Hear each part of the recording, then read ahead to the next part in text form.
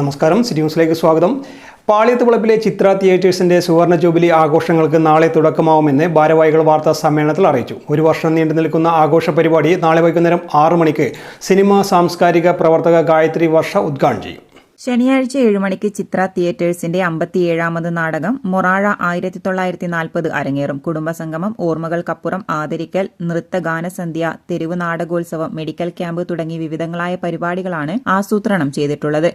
MP Govindan master MLA, Vijil MLA, Karivellur Murali എന്നിവർ രക്ഷാധികാരികളായും അതുപോലെ തന്നെ ആന്തൂർ നഗരസഭ chairman P Mukundan chairman, vice ചെയർമാനായി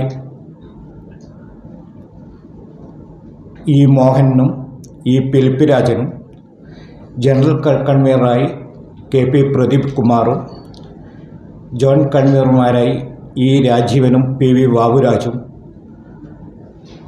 തുടങ്ങി 501 സംഘാടക സമിതിയാണ് 50ാം വാർഷികം ആഘോഷിക്കുന്നതിന് വേണ്ടി നേതൃത്വം നൽകി വരുന്നത്.